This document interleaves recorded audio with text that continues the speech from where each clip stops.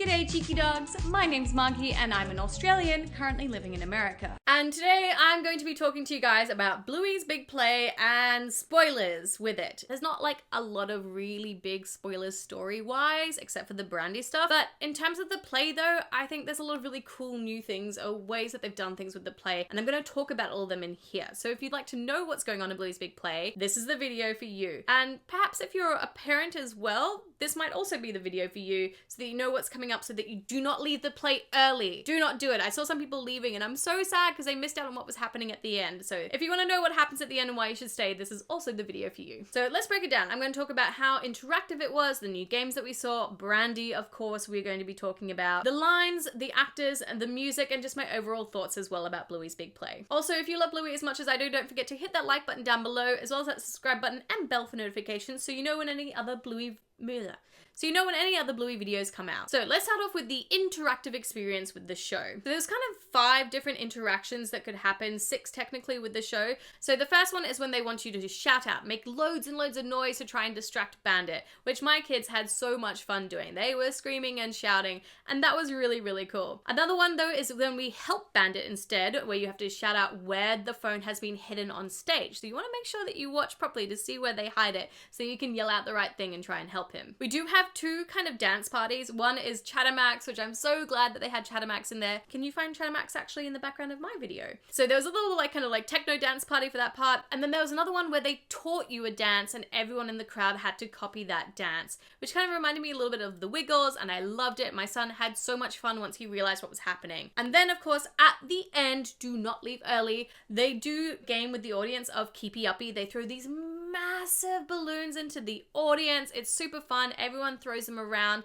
And then after that's been going on for a little while, then there's the second thing, which is the bubble machine. So if you're down near the front, they've got bubble machines set up so you can run down to the front. The kids can all go and play in the bubbles as well. So I thought that was a really cool way of making it interactive. So you're not just sitting there the whole time, you are interacting with the play as well. Now, as for new games, there are 2 new games in these, both focused on bingo actually. So the first one is called Claw Control Bingo, where it kind of incorporates the idea of the claw game from the episode, but instead of it just being a hand, Bluey's actually controlling Bingo to go and be like a robot basically and move around the room. So that's one fun new game that I liked. And then the second one is the Bingo Detector, and it's where Bandit basically uses Bingo as a gold detector, and she has to make the beep beep boop boop sounds for if he's getting warmer or colder. So both fun little games to add in. Now, let's talk about Brandy and what she was in the show, not in the show, kind of in the show, and a lot of Chilli's attitude towards Brandy, which is interesting because now we've seen Brandy in the season 3 episode Onesies, and that was kind of the point of this play. Brandy is in it, and you're meant to have seen this play first before you see the episode Onesies, so then you know who Brandy is basically. You're not just blindsided, but you have maybe a semi idea of what's going on. So basically in this one, we have 2 scenes where she discusses Brandy. The first one where she tells Bluey that, yeah, she's a little sister, and Bluey is shocked. She's like, what? What do you mean you're a little sister? So that's when she's like, oh, do you remember your Aunty Brandy? Bluey has no memory of her whatsoever. And Chilli basically just tells her that it's complicated and that sometimes sisters start arguing and don't know when to stop, which is interesting because from what we've seen in Onesies, I would have just assumed that Brandy was just more emotionally damaged, I guess, and just maybe ghosted Chilli. So I wouldn't have seen it as them arguing back and forth, but the way that Chilli makes it out, it does sound like that. So that's kind of interesting to note, that maybe there's a few more layers to that onesie story than what we know. Now, the second thing that Chilli also tells Bluey is later on is that Bluey needs to be a big sister worth copying, which was kind of harsh, I thought, because it's sort of like Chilli saying that maybe Brandy wasn't a good enough sister to be worth copying. I don't know, it kind of had a few of those little tones in there. But then she also said that Brandy made her feel as small as a mouse. And when really big sisters should make you feel like a giant because you want to be like your big sister. That's how you learn to be bigger, how to be more grown up. So I definitely feel obviously Chilli and Brandy maybe throughout their whole lives have had issues. It hasn't just been the no kids issue with Brandy, that maybe it's just something that's been stemming and going on their whole lives as well. And of course, at the very end, we do hear Brandy. Chilli calls her, she picks up and says, hello. That's it. That's all we hear of her, but with that just one word, you could tell straight away that it wasn't Rose Byrne, who was the voice of Brandy in Onesies. It was just another Australian voice saying hello. So that's the only thing to note, I think. And I don't know, overall, it was just really interesting. Like, Chilli seemed a lot more angry, I would almost say, at Brandy, but more understanding in this than what we see her maybe in the episode Onesies. I don't know, it's a really interesting dynamic, and I would love to learn more about what happened with the two of them. If you are interested in my theory videos, I did make two, one that was based on the play and one that was from after Onesie, so I will leave a link for them up here as well as in the description box down below. Now, we do have some really funny lines, and of course most of them are from Bandit, which is not surprising. We do hear him calling Bingo a shorter daughter, which I really loved, and I'm probably going to use that later on because I think it's a really funny line. But we also hear him referring to Pat as a big Labrador. We don't hear them talking about like their breeds very often, but it was kind of interesting to see him refer to him as that. And then Pat, of course, has some really funny lines too. And they kind of break the fourth wall almost, like it's him acknowledging that like he always gets roped into these shenanigans whenever he comes over and he's not going to come over anymore. So I kind of enjoyed that kind of like mini fourth wall break where he's sort of talking to us as the audience about that, because yeah, he does get roped into these all the time, the poor thing. The actors, of course, who were moving the puppets around the whole time were amazing. It was so cool to see them interact. Like, they were also very animated, doing kind of like voicing along with the characters as well, so it didn't seem like they were just kind of like hiding behind them.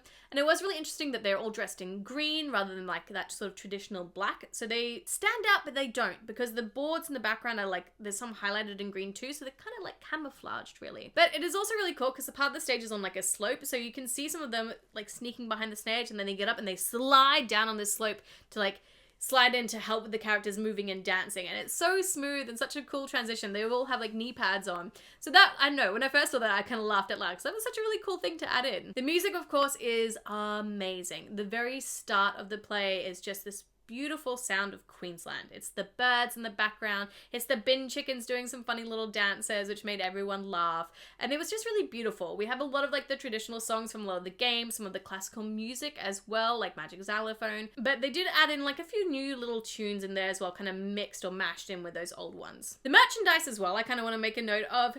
If you're going there and expecting like some really cool new merch, there's only really one thing, and that's the magic asparagus, which is actually pretty cool and my son was obsessed with. And if you do buy it, it's around like $25, and you can like take it inside the play and turn it on during the play, which is why my son ended up wanting it, because halfway through the play he's like, I want the toy, I want the toy. So yes, my husband went up and got him the toy. But it was really cool. The other merchandise they had there is all stuff that you can buy everywhere else. It's a lot of the small little plushies that you can see in the background here, but of course extremely overpriced. We have the Christmas swim book, which again you can see over here next to my muffin and socks. And you have some t-shirts, of course, though, that say Bluey's Big Play, which are unique, of course, to the play. Some locations do offer a meet and greet. My location unfortunately did not, so I'm really sad that we didn't get to actually meet Bluey and Bingo. My son was super upset about that as well because he just wanted to touch them.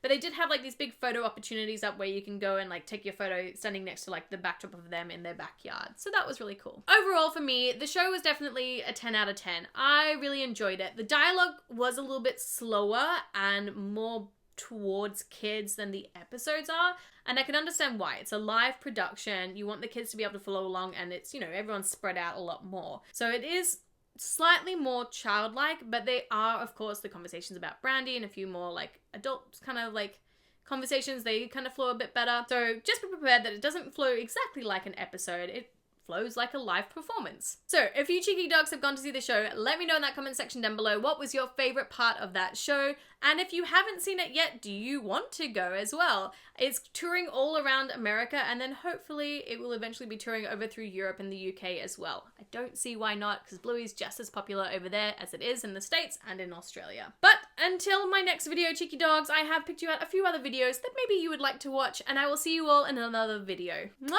Bye!